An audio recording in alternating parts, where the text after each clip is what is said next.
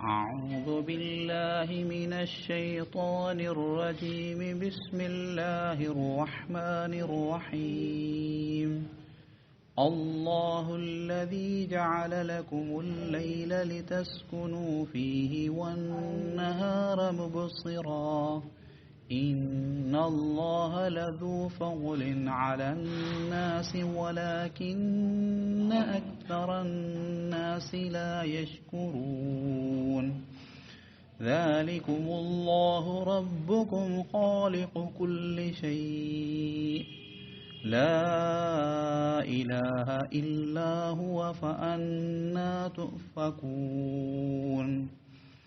كذلك يؤفك الذين كانوا بآيات الله يجحدون.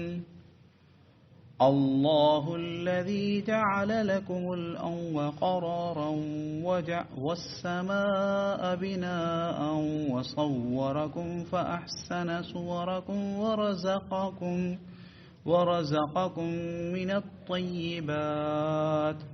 ذلكم الله ربكم فتبارك الله رب العالمين. هو الحي لا إله إلا هو فادعوه مخلصين له الدين الحمد لله رب العالمين. अल्लाह वो आहे जंहिं तव्हांजे लाइ रात बनाई त जीअं तव्हां उन में आराम करियो ऐं ॾींहुं बनायो रोशन ॾिसण जे लाइ। बेशक अल्लाह ताला फज़ल वारो आहे माण्हुनि जे मथां, पर अक्सर माण्हू शुक्र नथा कनि। उहो आहे अल्लाह तव्हांजो परवरदिगार, हर शइ जो पैदा करण वारो, उन खां सवाइ ॿियो को इबादत जे लाइक़ नाहे। पोइ किथां का शइ तव्हांखे ऊंधो वठी पई वञे। अहिड़े ई तरीक़े सां ऊंधा हलिया उहे माण्हू जिन अल्लाह जे आयतुनि जो इनकार कयो, जेके अल्लाह जे आयतुनि जो इनकार कंदा हुआ। अल्लाह ई आहे उहो जंहिं तव्हांजे लाइ ज़मीन खे तरसण जी जाइ बनायो ऐं आसमान खे इमारत बनायो ऐं तव्हांजी सूरत कशी कई, तव्हांजी सूरत बनाई, पोइ तव्हांजी हसीन सूरत बनाई, तव्हांजूं हसीन सूरतूं बनायूं ऐं तव्हांखे सुठियुनि सुठियुनि शयुनि जी रोज़ी ॾिनी। उहो ई अल्लाह तव्हांजो परवरदिगार आहे। पोइ बाबरकत आहे, वॾी बरकत वारो आहे अल्लाह जेको जहाननि जो रब आहे, परवरदिगार आहे। उहो ई आहे जेको सदाई ज़िंदा रहण वारो आहे। उन खां सवाइ ॿियो को बि इबादत जे लाइक़ नाहे। सो तव्हां उनखे इन तरीक़े सां पुकारियो जो फर्मा बरदारीअ खे, बंदगीअ खे ख़ालिस उन जे लाइ कंदा रहो। अल्हम्दुलिल्लाह रब्बिल आलमीन। तमामु ख़ूबियूं उन अल्लाह जे लाइ आहिनि जेको जहाननि जो परवरदिगार आहे। हिते अल्लाह रब्बुल आलमीन पंहिंजो तारुफ़ करायो आहे त अल्लाह पाक ॾिसो तव्हांजे लाइ उहो अल्लाह पाक जंहिं तव्हांजे लाइ राति बनाई त जीअं तव्हां उन में आराम करियो, ऐं ॾींहुं अल्लाह ताला बनायो ताकी रोशन बनायो ताकी तव्हां उन में पंहिंजी रोज़ी कमाए सघो, आराम सां पंहिंजी रोज़ी कमाए सघो। अल्लाह पाक उहो आहे जेको इंसान जे मसलहतुनि जे लाइ केॾो अल्लाह रब्बुल आलमीन इंतज़ाम फरमायो आहे। इंसान जूं मसलहतूं, इंसान जा फ़ाइदा। राति अल्लाह ताला बनाए छॾी, हाणे हिकिड़ो ई वक़्तु आहे, सभिनी खे अल्लाह ताला उन में सुम्हारे छॾियो, ऊंधाए करे छॾी उन में, ऐं अल्लाह ताला सभिनी खे सुम्हारे छॾियो। जेकॾहिं हिकिड़ो वक़्तु न हुजे हा सुम्हण जो ऐं माण्हूअ जे यानी सुपुर्द हुजे हा त उहो जेको वक़्तु हर माण्हू पंहिंजो पंहिंजो जेको वक़्तु मुक़ररु करे सुम्हण जो, त पोइ दुनिया जा कारोबार सॼा, दुनिया जो सॼो कमु जेको आहे सो ॾाढो इन में ख़लल अचे हा। हाणे हिकिड़ा माण्हू आहिनि जिन खे को कमु करिणो आहे, कमु वठिणो आहे, जिन खां वठिणो आहे उहे चवंदा हीअ त असांजे सुम्हण जो वक़्तु आहे। वरी जेॾी महिल उहे कमु करण वारा उथिया त जिन खे कमु कराइणो आहे उहे चवंदा हींअर त असांजे जेको सुम्हण जो वक़्तु आहे। पर अल्लाह पाक अहिड़ो करे छॾियो। अहिड़ी तरीक़े सां सिर्फ़ु इंसाननि में न बल्कि जानवरनि में बि। हाणे जानवर जे खीर ॾियण जो वक़्तु आहे त उहो सुम्ही रहियो, ऐं अहिड़े तरीक़े सां जानवर खे घोड़े खे हलाइण जो वक़्तु उनखे सुम्ही रहियो। मुख़्तलिफ़ यानी अहिड़ियूं शयूं अलाह वॾियूं परेशानियूं थियनि हा, पर अलाह पाक सभिनी खे हिकिड़ा सुम्हनि था ऐं ॿिया चवंदा असां कमु कंदासीं। कमु करण वारा सुम्हण वारनि खे सही तरह सां सुम्हणु कोन था ॾियनि। वरी जेके सुम्हनि था, जेके जागनि था, त उन्हनि खे जेको आहे सो उन्हनि खे बि परेशानी थिए थी सुम्हण वारनि जे करे। पर अलाह ताला हिकिड़ो ई वक़्तु ॾेई छॾियो जंहिंमें सभई सुम्ही रहो। ऐं अहिड़े ई तरीक़े सां ॾींहं खे अलाह रोशन बनायो, इन में अलाह सिज कढियो ऐं पोइ उन में अलाह यानी इंतज़ाम करिणो पए हा रोशनीअ जो। केतिरो महांगो पए हा, केतिरी ॾुखियाई थिए, अलाह रब्बुल आलमीन ही सिज ॾेई छॾियो ऐं ॾींहं बनाए छॾियो त हिन में तव्हां पंहिंजा कमकारियूं करे तव्हां पंहिंजी रोज़ी कमायो।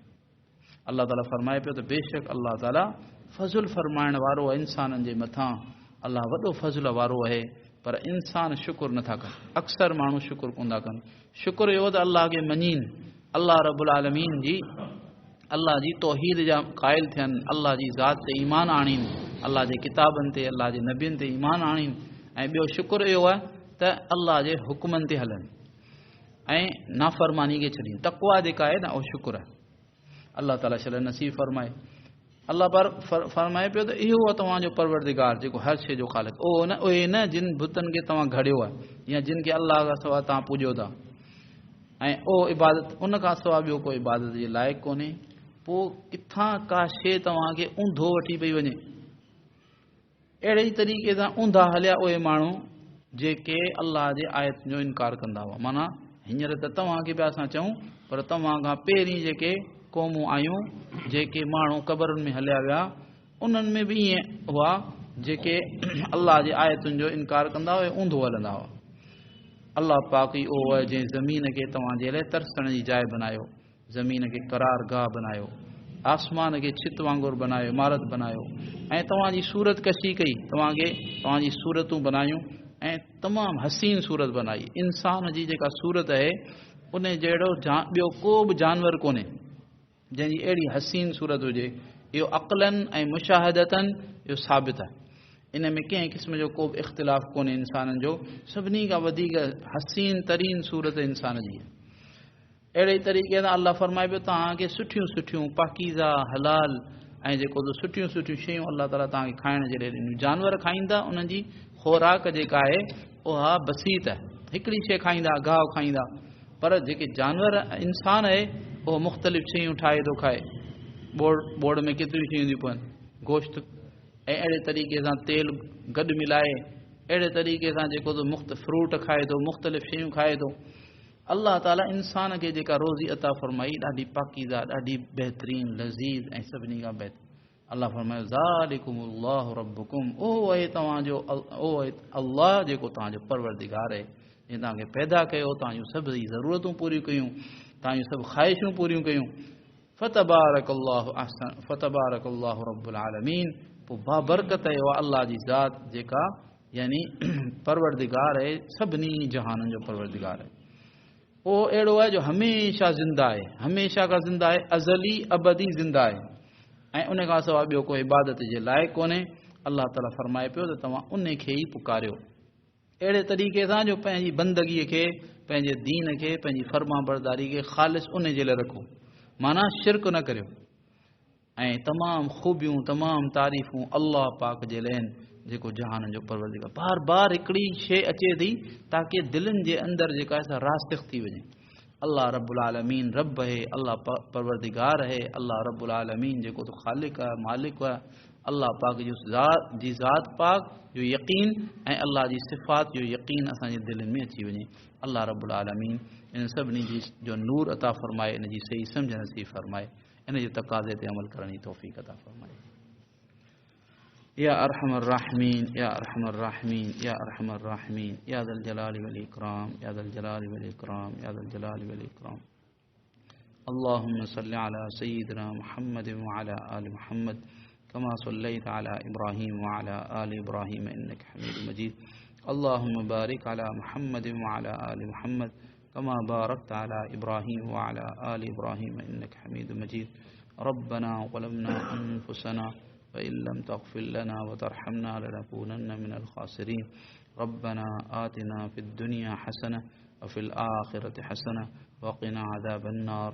सुब्हान रब्बिक रब्बिल इज़्ज़ति अम्मा यसिफ़ून व सलामुन अलल मुरसलीन वल्हम्दुलिल्लाहि रब्बिल आलमीन।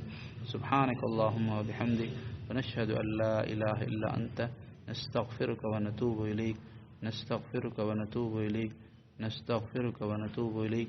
व सल्लल्लाहु तआला अला हबीबिही मुहम्मदिन व अला आलिहि व अस्हाबिही व बारिक।